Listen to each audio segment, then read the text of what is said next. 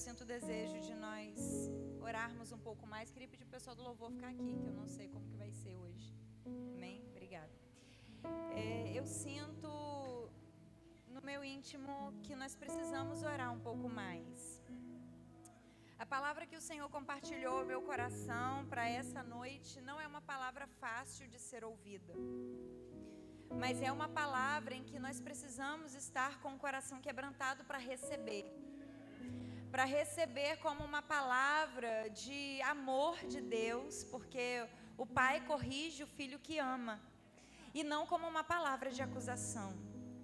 Eu não sei como você chegou aqui, eu não sei como está o teu coração, eu não sei o que você traz com você, como foi a sua semana, se você vem com uma bagagem pesada, se você vem com o coração quebrado, com o coração muito machucado, mas eu quero dizer para você que você está na casa do Pai, e o Pai, Ele deseja tratar com você, o Pai deseja alinhar o teu coração ao coração dEle.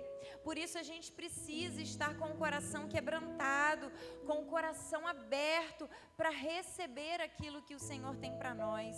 Por isso eu quero convidar você agora a fechar os seus olhos, a não se distrair com nada. Esquece o seu telefone, esquece a pessoa que está do teu lado, coloque a mão sobre o seu coração e comece a pedir a Deus um coração quebrantado. Senhor, dá-me um coração quebrantado. Senhor, nós te pedimos nessa noite, dá-nos um coração quebrantado. A tua palavra nos ensina que o Senhor não resiste a um coração quebrantado, a um coração contrito. Por isso nós nos colocamos diante de ti, Senhor, pedindo um coração quebrantado. Senhor, eu quero pedir pelo teu povo, pela tua igreja aqui reunida.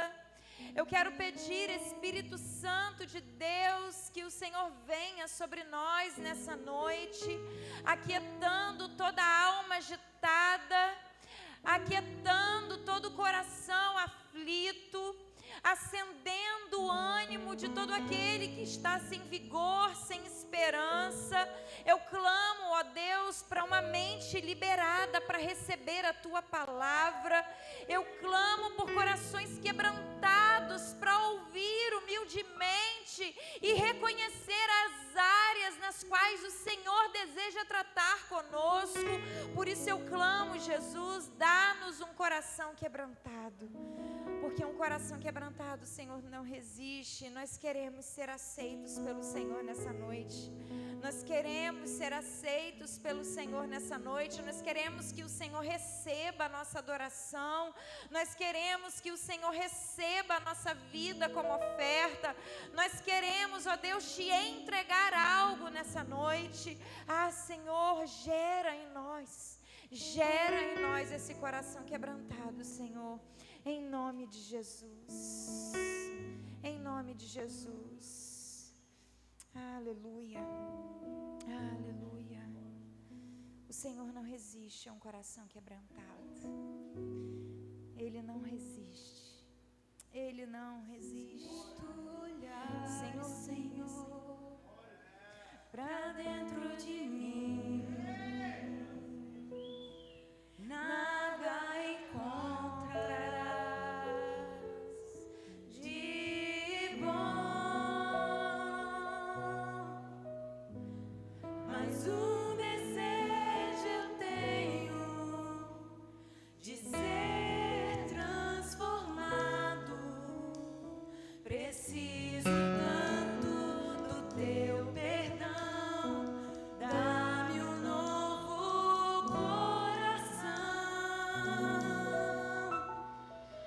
dá-me um coração igual ao teu, meu mestre, dá-me um coração igual ao teu, coração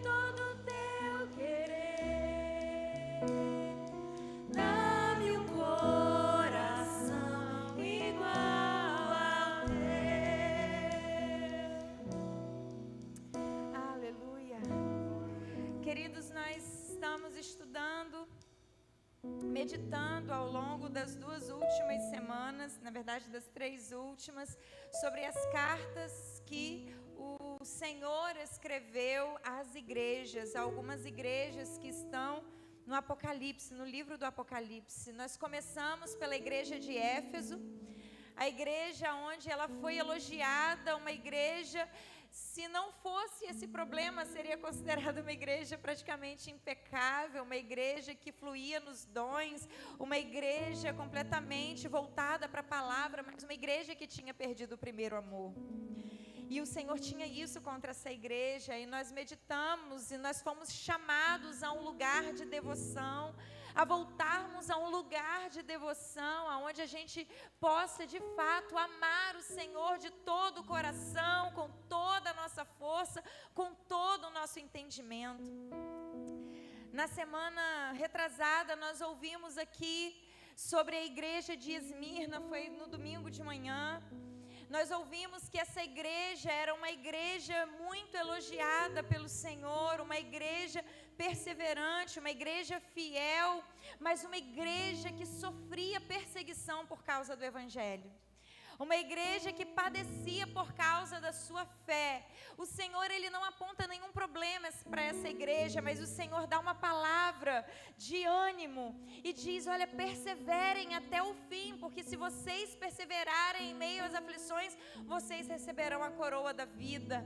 E nós aprendemos aqui que nós não podemos nos guiar pelas circunstâncias. A nossa fé, ela não pode oscilar por causa das circunstâncias, mas a nossa fé precisa estar firmada no Senhor, independente se a gente esteja vivendo um dia bom ou um dia mau.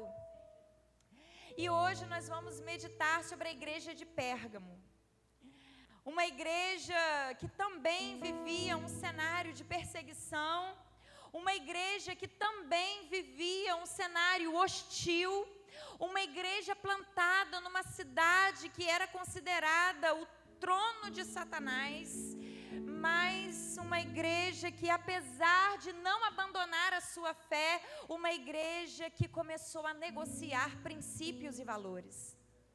Uma igreja que começou a negociar princípios da palavra e começou a absorver, começou a ter no meio deles comportamentos, atitudes, linhas de pensamento, aonde eles deixaram com que os valores do mundo em que eles estavam vivendo, os valores de uma cidade onde estava estabelecido o trono de Satanás, começassem a afetar e atingir a igreja. Essa era a igreja que estava situada na cidade de Pérgamo. E antes de falar um pouco sobre a igreja, eu preciso falar um pouco sobre a cidade. A cidade de Pérgamo, ela era uma cidade muito famosa no seu tempo.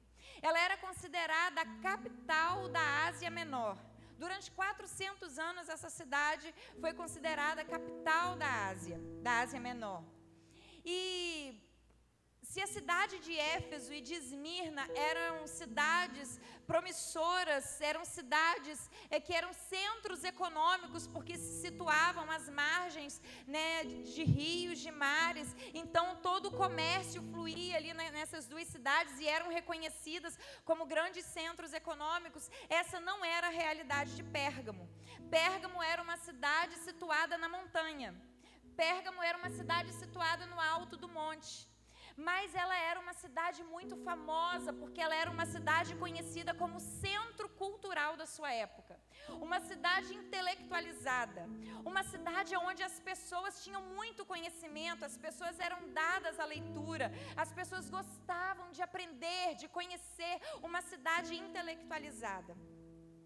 E ela era uma cidade tão proeminente no seu tempo, nessa área, que ela tinha a segunda maior biblioteca da sua época. Só perdia para Alexandria, que era uma cidade, que era um polo universitário.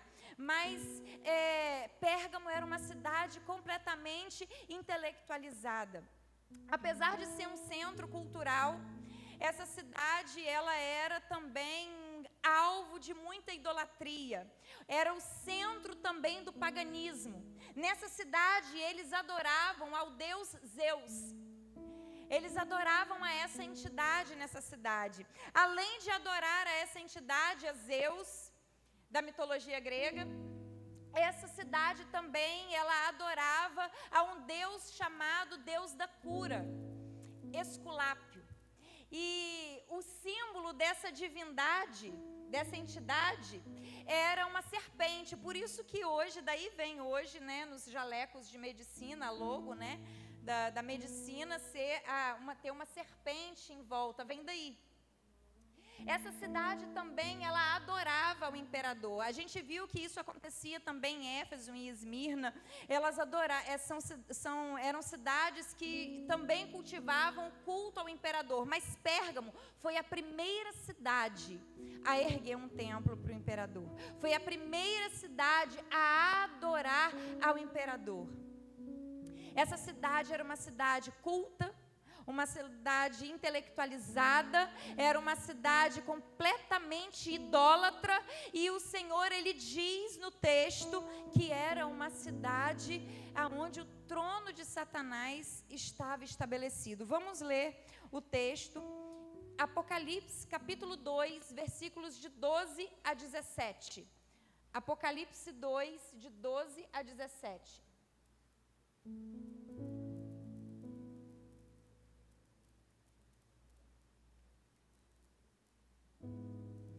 A palavra de Deus diz assim para nós: ao anjo da igreja em Pérgamo escreva: estas são as palavras daquele que tem a espada afiada de 2 gumes. Sei onde você vive, onde está o trono de Satanás. Contudo, você permanece fiel ao meu nome e não renunciou à sua fé em mim, nem mesmo quando Antipas, minha fiel testemunha, foi morto nessa cidade onde Satanás habita. No entanto, tenho contra você algumas coisas. Você tem aí pessoas que se apegam aos ensinos de Balaão, que ensinou Balaque a armar ciladas contra os israelitas, induzindo-os a comer alimentos sacrificados a ídolos e a praticar imoralidade sexual. De igual modo, você tem também os que se apegam aos ensinos dos nicolaítas. Portanto, arrependa-se. Senão virei em breve até você e lutarei contra eles com a espada da minha boca. Aquele que tem ouvidos, ouça o que o Espírito diz às igrejas. Ao vencedor darei do maná escondido. Também lhe darei uma pedra branca com um novo nome nela escrito, conhecido apenas como aquele que o recebe. Conhecido apenas por aquele que o recebe. Queridos, aqui está o relato da carta que Jesus Cristo escreve à igreja de Pérgamo. Veja que essa igreja, ela estava situada nessa cidade que era considerada ali o trono de Satanás. E é interessante a gente começar a pensar sobre essa linguagem figurada. O Senhor, Ele está dizendo que essa cidade, ela tinha o trono de Satanás. E trono comunica algo para nós. Trono comunica um lugar de governo. O que Jesus estava falando para essa igreja: olha, você está situada no lugar, não é um lugar que tem um templo para Satanás, não é um lugar que tem uma área territorial estabelecida para um culto a Satanás. Não, você está numa cidade onde existe o trono de Satanás. O que Jesus estava dizendo é: você está numa cidade onde impera o governo de Satanás. O que Jesus estava falando aqui: você está imersa numa cidade onde o sistema que rege essa cidade é um sistema diabólico. E você está inserido nela. Você está inserida nessa cidade. E inserida nessa cidade, vocês são perseguidos. Porque vocês são tentados a se curvar diante dessas entidades que eles adoram, mas vocês não se curvam. E isso é um elogio elogio que eu tenho para vocês: vocês não se curvam, vocês não apostatam da fé de vocês por causa da perseguição. Vocês viram Antipas. Antipas foi um pastor por muitos anos nessa cidade. Antipas foi morto. A história conta que Antipas, ele foi colocado dentro de um touro de bronze e ele foi cozido dentro desse touro. Essa igreja viu seu pastor morrer dessa forma e essa igreja não abriu mão da sua fé. Essa igreja permaneceu fiel. E sabe o que Satanás começou a perceber? Que ele não ia derrubar a igreja com uma perseguição direta, com uma perseguição física. A igreja, ela já estava completamente forjada para viver naquele ambiente. Talvez nós não, né? Mas aquela igreja, a igreja daquele tempo, estava completamente forjada para viver nesse ambiente de perseguição direta. Essa igreja não tinha medo de perder a vida por amor a Jesus. Então Satanás estabelece uma outra estratégia. E sabe qual é a estratégia? A mesma estratégia que ele usou lá no Éden, com Adão e Eva. Se ele não conseguia mais fazer com que a igreja apostatasse da fé, agora o que Satanás ele usava como estratégia era seduzir a igreja. Não era matar a igreja de fora para dentro, mas era matar a igreja de dentro para fora. Essa igreja começou a sofrer ameaças de doutrinas que não tinham nada a ver com a doutrina da palavra de Deus. Jesus aponta que o que ele tem contra essa igreja, porque eles admitiam no meio do povo, no meio da igreja, alguns que pregavam a doutrina de Balaão, alguns que pregavam a doutrina dos nicolaítas. E que doutrina é essa? Que doutrina é essa que era pregada? A doutrina de Balaão faz menção à história que aconteceu há anos atrás, há séculos atrás, no meio do povo de Israel. Quando o povo de Israel estava avançando, tomando território, ele chegou próximo ao território do reino de Moabe. E quando o povo de Israel estava próximo ao reino de Moabe, os moabitas ficaram com medo, porque eles sabiam, eles já tinham ouvido falar que o povo de Deus, o povo de Israel, era um povo guerreiro, era um povo que onde chegava estabelecia território. E então, com medo dos israelitas, Balaque, que era filho do rei de Moabe, ele contrata Balaão, um profeta de Deus, que já tinha se entregado a Mamon. Ele contrata Balaão e ele diz: olha, eu quero que você lance maldição sobre esse povo. Eu vou te dar uma boa quantia para você lançar maldição sobre esse povo. Balaão, ele aceita a proposta. Só que quando ele vai lançar maldição sobre o povo, o Senhor não deixa que da boca dele saia maldição, porque aquele povo era abençoado. Aquele povo tinha a marca de Deus nele. E então ele volta para Balaque e ele diz assim: olha, eu não posso amaldiçoar o povo que Deus abençoa. Não tem como eu amaldiçoar um povo que Deus já abençoou. E Balaque faz ofertas maiores, faz propostas maiores, mas ele não consegue amaldiçoar esse povo. Essa história está a partir de Números 22, se depois você quiser ler. Só que Balaão, ele deu uma dica para Balaque. E ele falou assim: olha, faz o seguinte, manda as mulheres do seu povo se apresentarem para os homens do povo de Israel, para seduzir esses homens, porque certamente eles cairão. Eles cairão e aí sim você vai enfraquecer o povo. E foi exatamente isso que os moabitas fizeram. Eles enviaram as mulheres do seu povo, um povo idólatra, um povo pagão. Essas mulheres começaram a se envolver em relacionamento com os homens do povo de Israel. Esses homens se casaram com essas mulheres e com o passar do tempo, o povo havia negociado a fé no Deus Yahvé. O povo havia se afastado dos princípios de Deus, porque começou a compartilhar da vida com alguém que não professava a sua fé.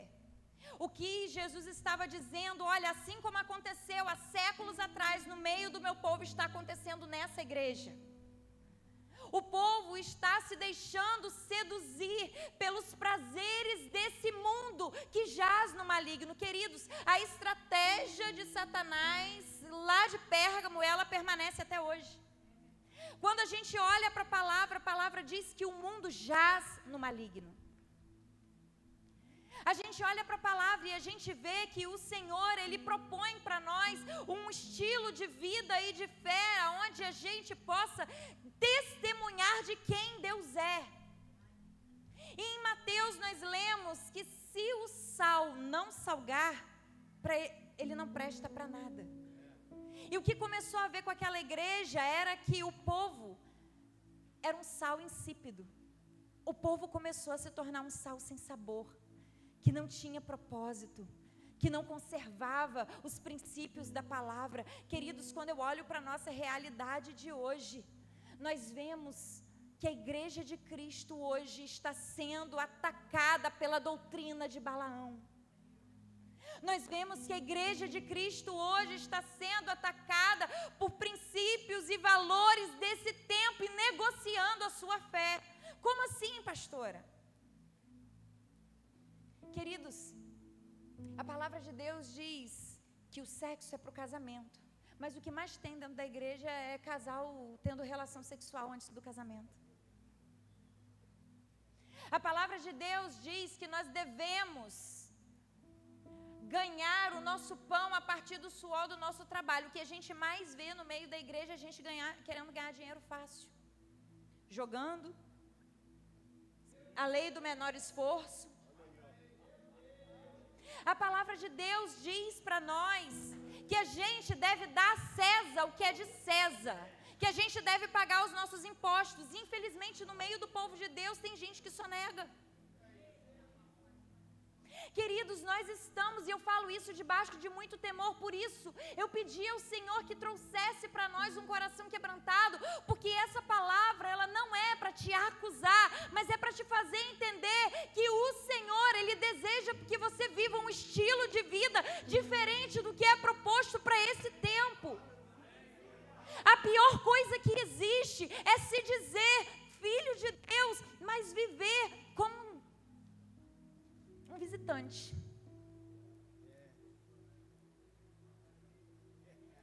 A pior coisa que existe, gente, é a gente colocar na gente o rótulo de crente, mas a gente não dá testemunho disso. A gente envergonha o nome de Jesus. A pior coisa é a gente ouvir aqui toda semana que Deus tem poder para curar, Deus tem poder para restaurar, Deus tem poder para fazer tudo novo, Deus tem poder para liberar sobre nós uma unção fresca, um óleo de alegria, mas a gente sai dessa porta e não consegue viver isso. Por quê? Porque a gente negocia os princípios da palavra de Deus. E às vezes a gente faz biquinho para Deus, a gente nada aconteceu, nada deu certo. Então, acho que eu vou tentar outra coisa. Queridos, o Senhor, Ele está nos chamando para um lugar onde a gente, de fato, seja uma igreja além das quatro paredes. Aonde as pessoas, quando olhem para nós, lá fora, no ambiente onde a gente está inserido, elas vejam Cristo em nós. Que, de fato, a gente seja um sal que tenha sabor, um sal que salgue a terra, alguém que faça diferença. O Senhor nos chama para um posicionamento nessa noite.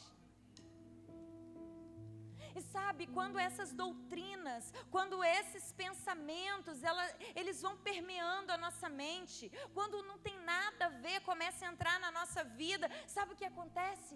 A gente começa a ficar fraco. E Satanás, ele não quer te tirar da igreja, ele só quer que você seja um crente morno. Ele não quer te tirar da igreja. Sabe por quê? Porque se você for lá para fora, você vai ver que o negócio é tão ruim que você vai querer voltar. Então, ele não quer que você vá lá fora. Ele quer que você fique aqui com a mente embotada. Ele quer que você venha aqui para que você viva esse ambiente como um evento social da sua semana. Aonde você não rasgue o seu coração e não diga para Deus assim: Senhor, trata comigo. Trata comigo, eu sou orgulhoso. Eu sou vaidosa, eu sou mentirosa. Trata comigo, Senhor. O Senhor nos chama para esse lugar de entrega. O Senhor nos chama para esse lugar de posicionamento. O Senhor nos chama a viver como filhos. Mas enquanto a gente se deixar seduzir pelas doutrinas desse mundo, pelos valores desse mundo, a gente vai viver aquém daquilo que Deus tem para nós. Será que se Deus escrevesse uma carta para você hoje, quais seriam as ressalvas de Deus a seu respeito? E não entenda as ressalvas de Deus como uma rejeição, mas como uma admoestação, como uma palavra daquele que quer te corrigir, porque te ama. O Senhor nos chama a um lugar de posicionamento. O Senhor nos chama a um lugar onde a gente não negocia a verdade. A gente vive num mundo onde a verdade é relativa, aonde cada um tem a sua verdade, aonde a verdade é que não existe verdade. Isso é mentira. Porque Jesus, Ele é a verdade, Ele é o caminho, a verdade e a vida. Se você quer saber a verdade a seu respeito, olhe para Jesus. Talvez você vive a sua vida buscando a verdade a seu respeito no seu namorado, no seu pai, na sua mãe, que deveriam revelar quem você é, mas porque são falhos, muitas vezes não conseguem. E você carrega marcas com você que vão denegrindo quem você é. Deus te chamou para você ser filho. Deus te chamou para você andar em verdade. Nós precisamos viver e andar em verdade. A estratégia de Satanás não é tirar a gente da igreja, mas é misturar o cristianismo e o paganismo. A estratégia é: pode adorar Jesus, mas seja dependente emocional do seu namorado. Pode adorar Jesus, mas adore Mamon também. A estratégia dele é: pode adorar Jesus no domingo, mas durante a semana faz o que você quiser. Deus perdoa. Queridos, nós precisamos entender que Deus é um pai de amor, mas Ele não é um pai de uma graça barata. Deus não é um pai de uma graça barata, queridos. O Senhor, Ele nos ama ao ponto de nos transformar.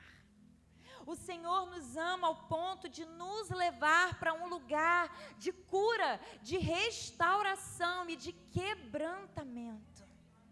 Esse é o nosso Pai. Ele nos chama a andar em verdade. Por isso que nós olhamos para Jesus e nós recebemos revelação de quem Ele é. Sabe como Jesus começa se apresentando para essa igreja? Vamos voltar lá no início do primeiro versículo do texto que nós lemos. Ao anjo da igreja em Pérgamo escreva: estas são as palavras daquele que tem a espada afiada de 2 gumes. Jesus se apresenta para essa igreja com uma linguagem figurada, dizendo que Ele é aquele que tem a espada afiada de 2 gumes. Quando a gente vai para a palavra de Deus em Hebreus, a gente vê que a espada afiada de 2 gumes é a palavra de Deus. Quando a gente vai para Efésios 6, a gente vê que a espada do Espírito é a palavra de Deus. Queridos, o Senhor é aquele que vem com a palavra como uma espada de 2 gumes, dividindo alma e espírito, juntas e ligaduras. O Senhor é aquele que revela para nós a verdade. É uma espada de 2 gumes, porque da mesma maneira que essa espada tem o poder de ferir a gente, porque revela para nós as áreas estragadas da nossa vida, ela também tem poder de curar a gente. O Senhor, Ele diz na sua palavra que Ele fez a ferida, mas Ele liga a ferida.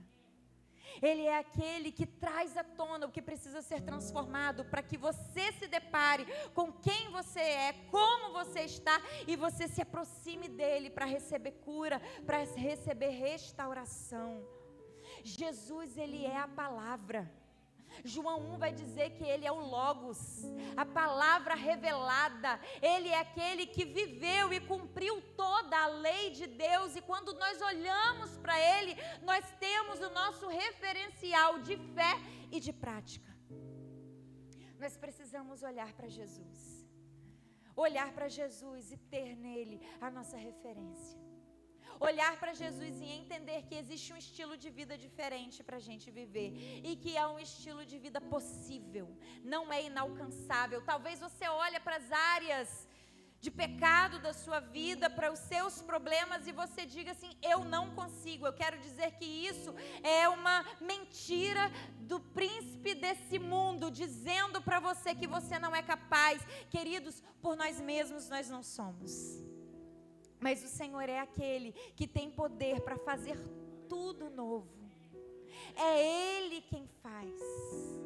A outra doutrina que o Senhor condena, que estava penetrando nessa igreja, é a doutrina dos nicolaítas. Essa doutrina também afetava a igreja de Éfeso. A doutrina dos nicolaítas, ela pregava a ideia de que você poderia ser filho de Deus, ser salvo e fazer o que você quiser da vida. Sabe por quê? Porque a alma é que vai para Deus, o corpo fica aqui. Então você poderia pecar à vontade com o seu corpo. Aliás, você poderia pecar mesmo, porque quanto mais você pecasse, mais oportunidade você daria para a graça de Deus se manifestar na sua vida. Heresia.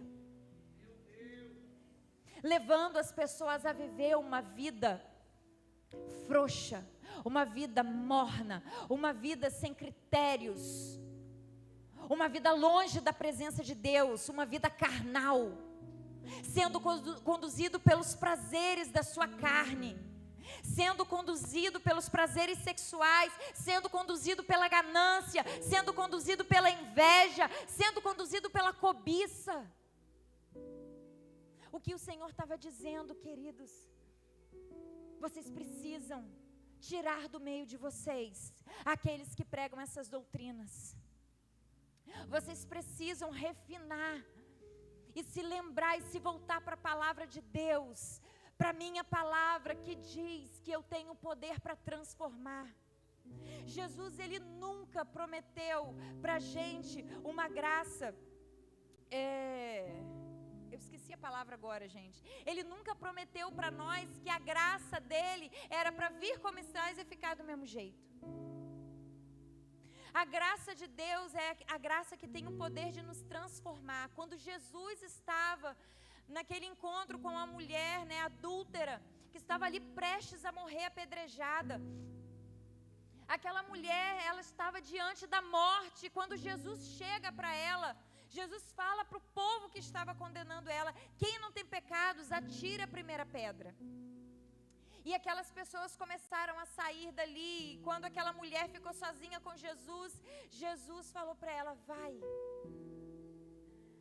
vai e não peques mais. Aquela mulher se encontrou com a graça de Deus. Aquela mulher se encontrou com o perdão de Jesus. Aquela mulher, ela se deparou com o resultado das suas escolhas, que estava conduzindo ela para um lugar de morte. Mas quando ela se encontra com Jesus, o favor de Deus a alcança. E o Senhor dá uma palavra para ela: vai e não peques mais. Queridos, Deus não te salvou para você passar a sua semana fazendo o que você quiser, vivendo a sua vida do mesmo jeito, porque Deus te ama e te perdoa. Deus te salvou para que você se torne parecido com o Filho dele. Deus nos salvou para que a gente se torne parecido com o Filho dele. E em nome de Jesus, tira dos seus lábios se você fala assim: mas eu não consigo não. Jesus conseguiu. Mas é porque é Jesus, eu não sou Jesus. Para com isso, mentalidade diabólica. Quanto mais você ora, quanto mais você busca, quanto mais você jejua, quanto mais você se consagra, mais parecido com Jesus você fica, meu irmão. E sabe, a gente não se alimenta uma vez e passa a semana toda sem comer, não é verdade? A gente come todo dia. Palavra de Deus é para comer todo dia. É para ler todo dia. Você precisa de revelação nova todo dia. Eu preciso de revelação nova todo dia. Se você não meditar na palavra de Deus, você não vai saber o que precisa mudar na sua vida, porque a palavra de Deus é um espelho que mostra para nós as nossas imperfeições. Nós precisamos olhar para a palavra. Por isso que a gente tem um sarça aqui na igreja. para meditar, para mergulhar na palavra.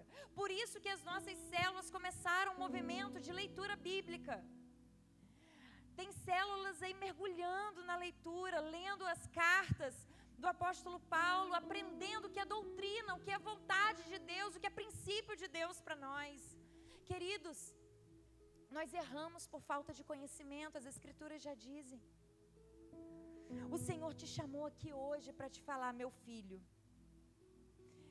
eu não quero te tirar desse mundo, mas eu quero que o mundo saia de dentro de você.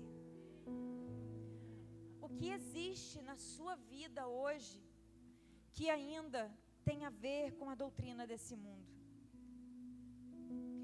A igreja, ela foi chamada a ser santa. 1 Pedro 1, 15 e 16 diz assim para nós: mas como é santo aquele que vos chamou, sede vós também santos em toda a vossa maneira de viver. Portanto, porque está escrito: sejam santos, porque eu sou santo. Ser santo, querido, é ser separado. Não é ser separado do mundo, mas é ser separado para Deus. Para quem que você vive hoje? Você vive para você? Você vive para seus interesses pessoais, as suas conquistas? Você vive para agradar os outros? Você foi criado para você viver para Deus. O Senhor quer que você se separe para Ele, que você se consagre para Ele. Quanto mais você se consagra ao Senhor, quanto mais você se debruça em conhecer o Senhor, mais Ele vai te transformando, mais Ele vai tirando de dentro de você as inclinações da sua carne que tende para o mal, mais você vai mortificando essa natureza caída e mais dele vai sendo gerado em você. A capacidade de perdoar vem, a repulsa pelo pecado vem, o desejo de fazer o bem vem, o desejo de contribuir, de dar, a generosidade vem, o egoísmo vai embora. Quanto mais a gente se consagra ao Senhor, mais Ele cresce dentro de nós. Queridos, o Senhor está nos chamando a abrir mão da doutrina desse mundo, dos valores desse mundo, a visitar as áreas da nossa vida que precisam ser transformadas. A palavra de Deus diz em Romanos 12, 2, que nós transformamos o mundo a partir da renovação do nosso entendimento. Nós precisamos renovar o nosso entendimento. Enquanto a gente não mudar o nosso conjunto de valores, os nossos princípios morais, que em nada tem a ver com a palavra de Deus, a gente vai continuar no mesmo lugar. O Senhor, Ele deseja nos levar para um nível maior. O Senhor deseja fazer com que a luz dEle brilhe em nós. O Senhor, Ele nos chama a um lugar de santidade, a um lugar de separação, a um lugar de consagração. Hoje, fazendo uma avaliação da sua vida, a que conclusão você chega? Você vive nesse mundo, mas separado para Deus? Ou você é conduz a sua vida sendo governado pelos padrões desse mundo caído e longe de Deus? A mensagem de Jesus hoje é: arrependa-se. Ele disse isso para essa igreja: arrependa-se. Arrependimento não é um sentimento, queridos. Arrependimento é uma mudança de mente. É adquirir uma nova maneira de pensar, em que os valores da palavra de Deus governam os nossos pensamentos e a nossa forma de ver a vida. Quando nós temos a nossa mente renovada pela palavra de Deus, a nossa vida é transformada. Quando nós temos a nossa mente governada pela palavra de Deus, nós vemos Deus agindo na nossa vida. A gente não tem medo de perder. Enquanto todos dizem: não, você é bom para fazer isso, você faz e Deus opera. Buscai primeiro o reino de Deus e a sua justiça, e todas as outras coisas serão acrescentadas. A palavra de Deus diz que são algumas coisas. Todas todas as coisas vos serão acrescentadas. Todas. Queridos, nós somos chamados a um lugar de se lançar, a um lugar de intimidade com o Pai, a um lugar onde a gente tenha disposição de renunciar por amor a Ele. O que você precisa renunciar hoje por amor ao Senhor? O que você precisa renunciar para entrar no projeto de Deus para a sua vida? Queridos, se você vive a sua vida e você não mudou em nada as suas práticas, eu preciso te dizer que talvez você ainda não se arrependeu. Tito 2, 11, 12 diz assim para nós: porque a graça de Deus se manifestou salvadora a todos os homens. Ela nos ensina a renunciar à impiedade e às paixões mundanas e a viver de maneira sensata, justa e piedosa nessa era presente. Sabe o que esse texto está dizendo para nós? Que a graça de Deus revelada em Jesus, ela perdoou todos os pecados passados nossos. Quando a gente se encontra com Jesus, a graça de Deus vem e ela nos perdoa de tudo que nós fizemos no passado. Mas ela não abre concessão para a gente continuar no pecado. A graça de Deus, ela nos dá condições. Olha o que o texto está dizendo, que a graça de Deus, ela nos ensina a renunciar à impiedade e às paixões mundanas e a viver de maneira sensata, justa e piedosa nessa era presente. A graça de Deus tem o poder de anular o passado e capacitar a gente a não viver pecando. E isso não quer dizer que nunca mais você vai pecar, porque nós estamos nesse templo caído, sujeito ao pecado. Mas quer dizer que a sua vida não vai ser mais uma vida governada pelo prazer no pecado. Isso quer dizer que toda vez que você falhar, que você pecar, o Espírito Santo ele vai constranger o seu coração a um lugar de arrependimento.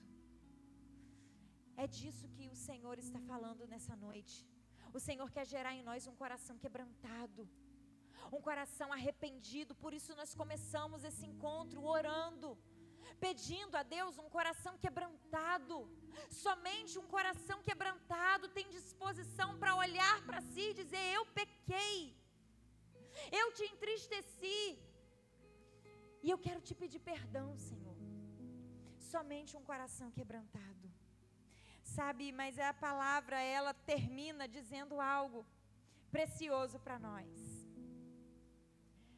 O Senhor, Ele promete alguns presentes. Ele promete 3 presentes àqueles que se arrependerem.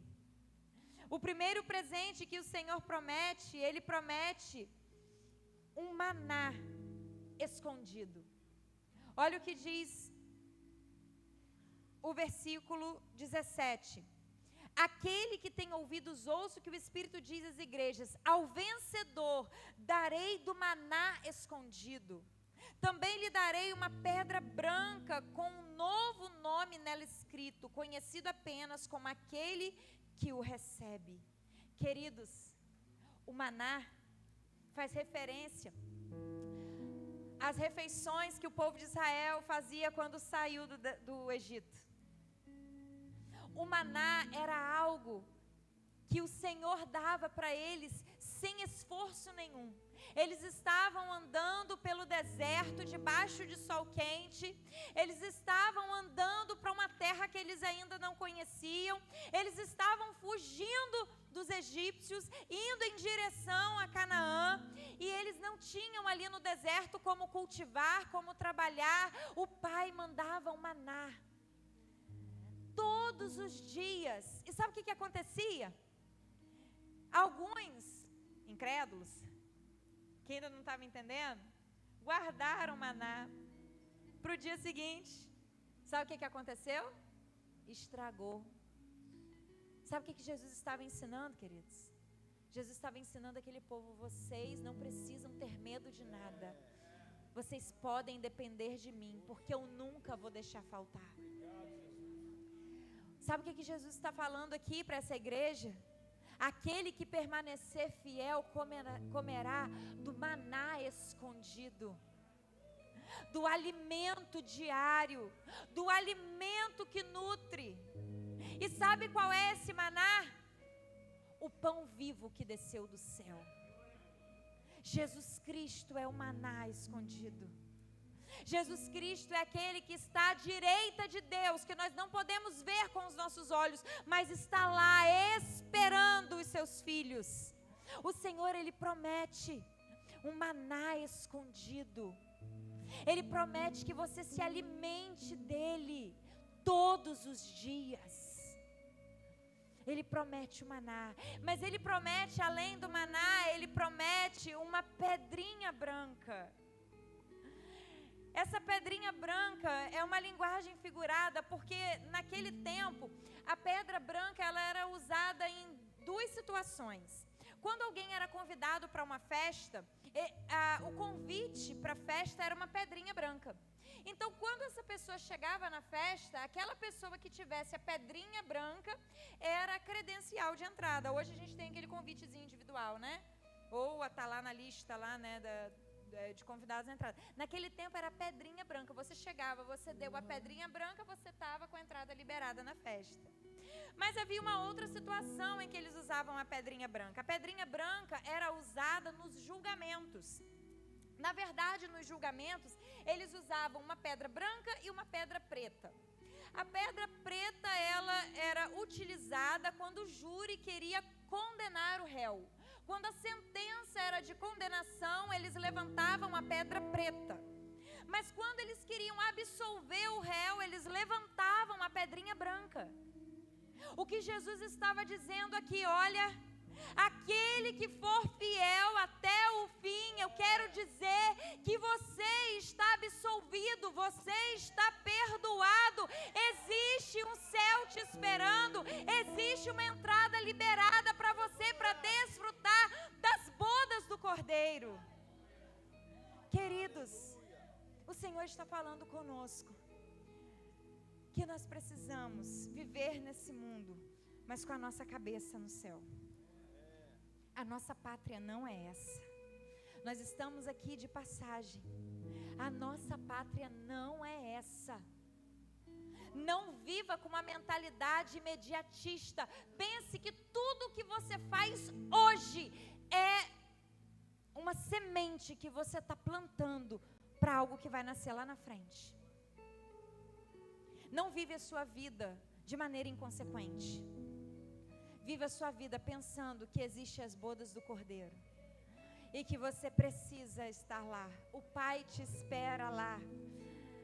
E sabe o que diz? Que nessa pedrinha, que é o terceiro presente, vai ter um novo nome.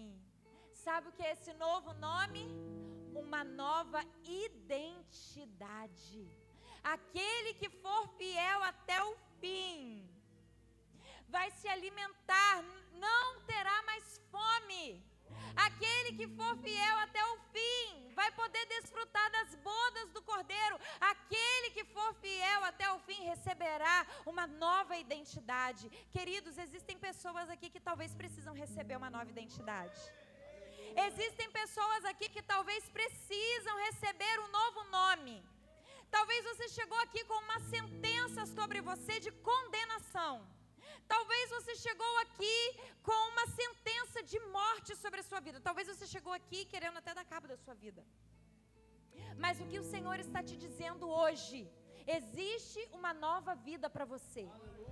Aonde você não é governado pelo sistema de valores desse mundo, mas existe uma nova maneira de ver a vida, existe uma nova maneira de viver a vida, e essa maneira tem a ver com a palavra de Deus. E a palavra de Deus, ela nos conduz a um lugar de verdade, nos conduz a um lugar de restauração. A palavra de Deus nos conduz a um lugar de libertação. Existem dois apelos que eu quero fazer nessa noite. O primeiro apelo eu quero fazer para você que talvez chegou aqui precisando, entendendo que você precisa dar um novo rumo para a tua vida. Você chegou aqui entendendo que do jeito que está, não dá para ficar.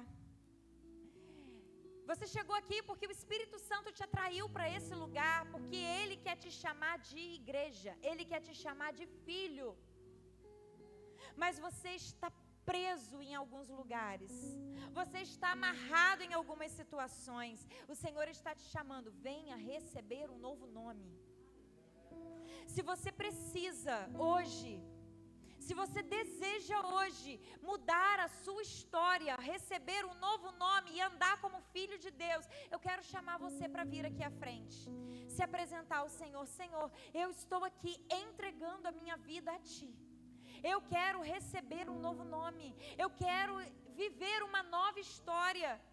Eu quero viver algo novo com o Senhor. Eu não quero mais ficar negociando. Eu não quero mais buscar a minha vida, solução para a minha vida, sentido para a minha vida nesse mundo. Eu já bati em muitas portas e as portas não foram abertas. Eu preciso, Senhor. O Senhor é a minha alternativa, é a minha última alternativa. Eu preciso. O Senhor está te chamando. Eu estou aqui te chamando de filho. Venha, venha se apresentar ao Pai. Venha e deixe que o Senhor te transforme de dentro para fora. Talvez você esteja pensando aí, eu não sei se eu consigo, sozinho você não consegue mesmo. Só o Espírito Santo é capaz de transformar você. É Ele quem faz a obra. É Ele que transforma a sua maneira de pensar. É Ele que mostra quais são os valores que você tem usado para governar a sua vida, que tem te afastado do propósito de Deus. O Senhor está te chamando. A gente vai adorar o Senhor. Enquanto nós adoramos, eu quero pedir à igreja para se colocar de pé. Você tem a oportunidade de se apresentar ao Senhor aqui, de colocar a sua vida diante de Deus, dizendo: Senhor, eu não consigo mais viver sem o Senhor. Eu preciso viver uma nova história. Eu preciso ser chamado de filho de Deus. Voltar